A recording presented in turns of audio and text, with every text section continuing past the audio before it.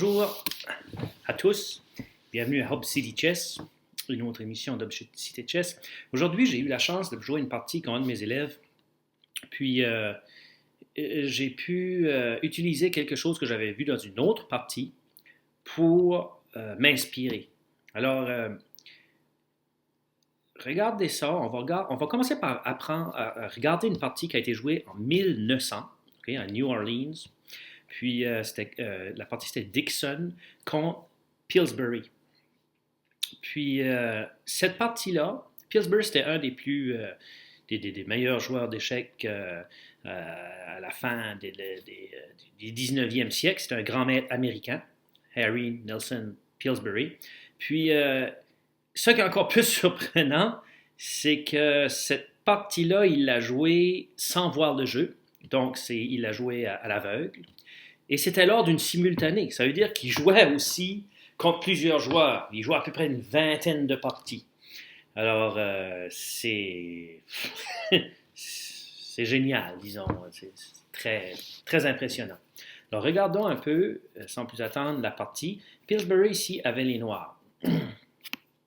Les blancs ont joué là. On ne se retardera pas trop sur l'ouverture ici. Alors, jusqu'à maintenant, c'est des coups que l'on connaît bien, pardon. C'est la partie des 4 cavaliers, c'est même que cette ouverture s'appelle. Fou B5, Fou C5, et les petits rocs. Alors les deux clans ici ont bien sorti leurs pièces, comme on a appris dans une des émissions précédentes. Ici, les blancs essaient ceci. Cavalier capture E5. Si les noirs capturent le cavalier, okay, juste pour vous montrer, les blancs joueraient là, puis feraient une fourchette, puis regagneraient la pièce à nouveau.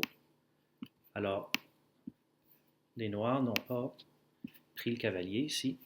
Ils ont joué dame E7. Le cavalier a capturé le cavalier.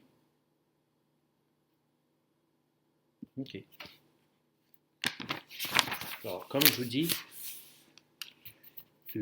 ici, ce qui se passe, c'est que, voyez-vous qu'il a joué, là, ça fait 3 fois qu'il joue le cavalier à l'ouverture, puis, remarquez, les noirs vont capturer comme ça, bien sûr, attaque le fou, et ce fou-ci peut sortir. Alors, les noirs sont en train de, habituellement, il y a un coup en tort, mais là, ils sont en train de se développer facilement à cause des coups blancs. Ici, le fou joue à D3. Ça, c'est un coup très triste que plusieurs joueurs jouent, surtout des débutants. Là. Puis, même à l'ouverture, des fois, ils vont mettre le fou là. Mais le gros problème, c'est que ça empêche ce pion-ci, qui est un pion central, que tu aimerais bien jouer, de jouer. Ça fait une position plus fermée. Le fou ne peut pas sortir sur une diagonale plus naturelle pour lui, disons. La dame aussi peut. Ce pion ici devrait être libre d'avancer si envie. La dame E7 à E5. Ici, les blancs ont joué H3. J'imagine pour empêcher le cavalier d'aller là. Mais regardez bien ce fou ici, okay, qui cloue le pion. Ça, c'est un clouage absolu qu'on appelle ça aux échecs, parce que le pion ne peut pas bouger ici. Il n'a pas le droit. Il ne peut pas parce que s'il bouge, les blancs se mettent eux-mêmes en échec. C'est un mouvement illégal. Donc, le pion ici ne peut pas bouger. Attention, regardez bien qu'est-ce qui s'est passé. Pillsbury, un joueur très offensif, capture le pion H. Le pion capture le fou. Bien sûr, échec au roi. Ouh, de là l'idée, hein?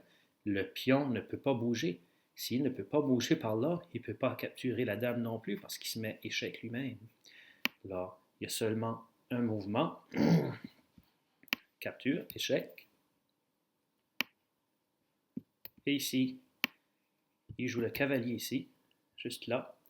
Et la seule façon pour les blancs de s'en sortir, c'est de capturer le cavalier avec la dame et perdre la dame. Sinon, au prochain coup, ce serait échec mat. C'est la seule façon. Vous pouvez vous amuser à regarder, mais c'est ça.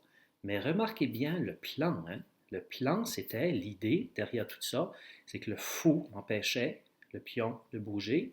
La dame a été capable d'aller à cette case-là, G3, faire échec, puis vraiment tout détruire.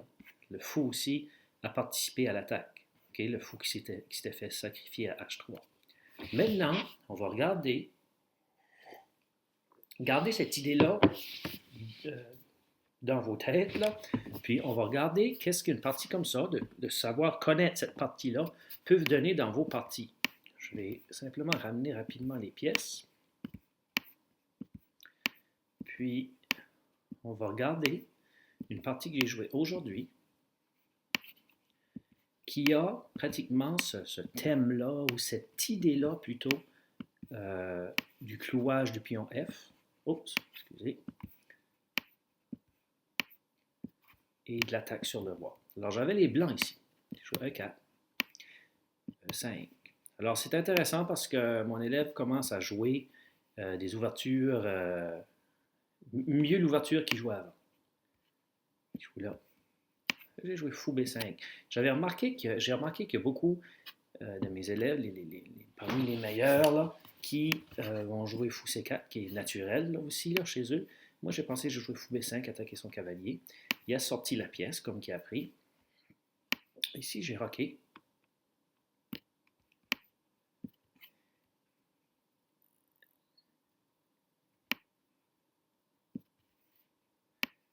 C3 dans l'idée D4. Il a joué le fou à G4. Ici, j'ai pensé, OK, jouer le fou à G4, il cloue mon cavalier. Je vais juste protéger mon pion même. J'aurais pu jouer D4 aussi quand même. Mais je préférerais jouer ça à la place.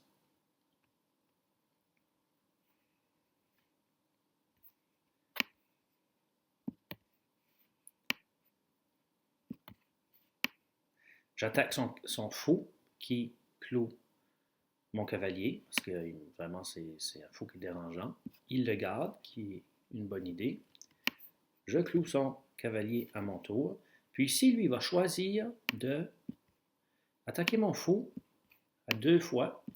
Ici, c'est intéressant, mais ce qui se passe dans cette position ici, c'est que, alors il attaquait mon fou là, il a fallu que je le recule, c'est, vous voyez le roc. Son roc tout de suite, là, du bord roi, le petit roc, est presque pas quelque chose que les Noirs devraient penser faire. Maintenant, les Noirs devraient presque penser à faire le grand roc, puis envoyer ses pions contre les miens. Mais, il a fait le petit roc, excusez. Moi, j'ai développé mon cavalier ici pour poursuivre mon développement. Il a fait des très très bons coups parce que si vous regardez, ses pièces sont pratiquement toutes sorties. Il a posé la question à mon fou ici. Je vais reculer.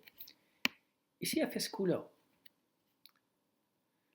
Ça aurait été intéressant si son roi n'aurait pas été là, puis qu'il aurait essayé de faire le grand roc, mais quand même. Alors, j'ai capturé. Il a capturé. J'ai enlevé ma dame pour pouvoir bouger mon cavalier un jour. Il a attaqué mon fou. Je l'ai ramené ici. Bon, attention.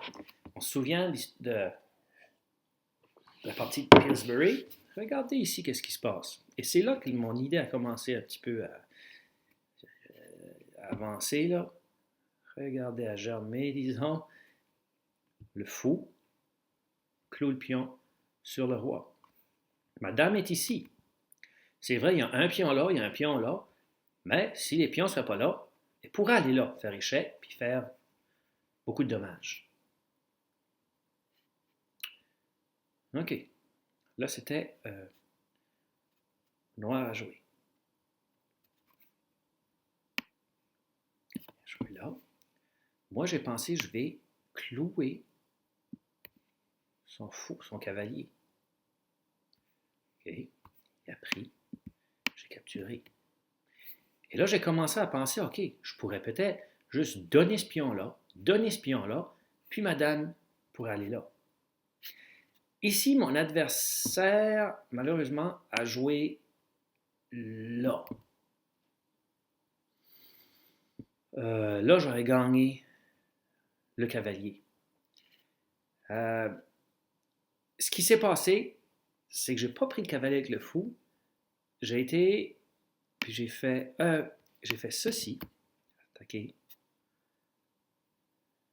le fou. Le pion a pris. J'ai poussé mon pion. Lui ici, il a pris avec le pion. OK? Et regardez qu'est-ce qui va. C'est comme un sacrifice de pion un peu que j'ai fait.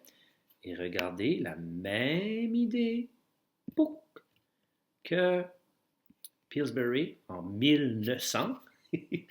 Donc, 117 ans après, ça revient. Le roi joue là, mais c'est sûr, c'est pas la seule partie. C'est des idées, ça arrive souvent. Et finalement, échec et mat. Alors ça, c'était pour vous montrer comment étudier des parties d'échecs de d'autres joueurs, de grands joueurs, des parties qui sont connues, euh, peut vous donner des idées dans vos parties. Alors ça, c'est sûr que nous autres, on va en regarder aussi là, durant nos sessions, mais c'est ça. Merci beaucoup. Et surtout, n'oubliez pas de continuer à jouer.